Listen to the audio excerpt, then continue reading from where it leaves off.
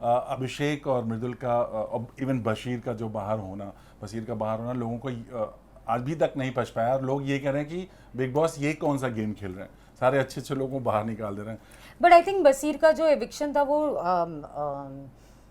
Voting की वजह से ही हुआ था ना। हाँ, वोटिंग की वो वजह से। वोटिंग की वजह से हुआ, तो आई डोंट थिंक सो मतलब वो स्ट्रॉन्ग कंटेस्टेंट थे वो। हाँ, थोड़ा वो और लंबा शॉकिंग था, वो शॉकिंग था उनका निकलना। मुझे लगा था कि वो एंड तक आएंगे, टॉप 5 में तो एटलीस्ट आएंगे। 5 का मुझे नहीं पता, बट मुझे पता था कि वो लंबा रहेंगे, वो गेम में लंबा रहेंगे, क्योंकि it that time was too early to decide कि वो टॉप 5 में जाएंगे या कोई भी टॉप 5 में पहुंचेगा कि नहीं। लेकिन मुझे लगा था वो लंबा रहेंगे गेम में। वो डेफिनेटली शॉकिंग था।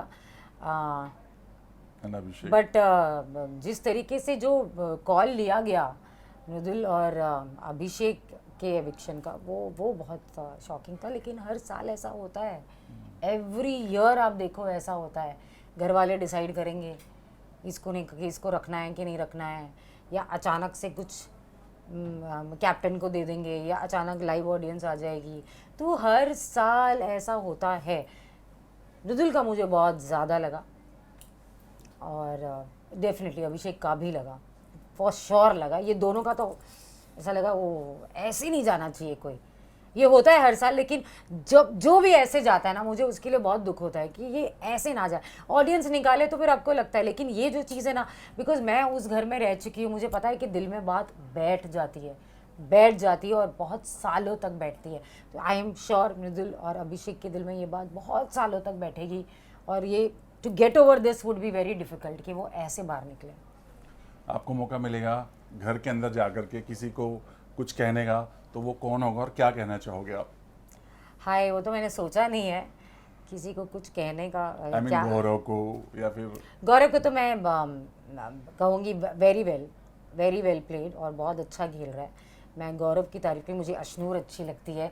अब बिल्कुल गौरव, अशनूर, प्रणीत, ये 3 ऐसे लोग हैं जिन्होंने डिग्निटी नहीं छोड़ी, लाइन क्रॉस नहीं की। कोई गाली भी देके जाता है तो वो नहीं करते हैं, वो बहुत तमीज़ से करते हैं।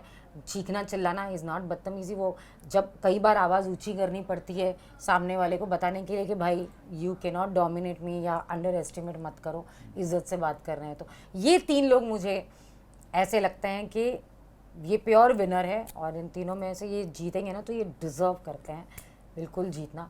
बाकी तो जनता का पता। और शहबाज को ज़रूर पूछूंगी कि जब तूने चीटिंग की थी तो तब गौरव तो नहीं रोया, तो तू अब क्यों रोया?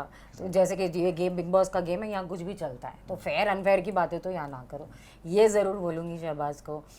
और फरहान बोलूँगी इतनी एनर्जी आती कहाँ से यार, रोज़ रोज़ रोज़ रोज़ रोज़ रोज़ ये।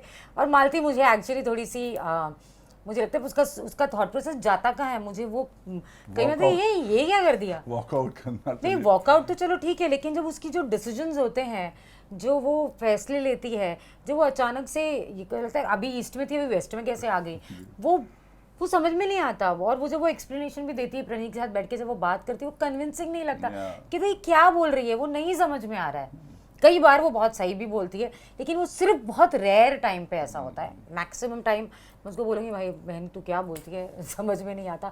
और ये जो जनानी है और औरत है, ये सवाल सबसे पहले करूँगी कि भाई खड़ी है तेरे सामने जनानी, अब बोल क्या बोलना है और इसका क्या मतलब है बताओ।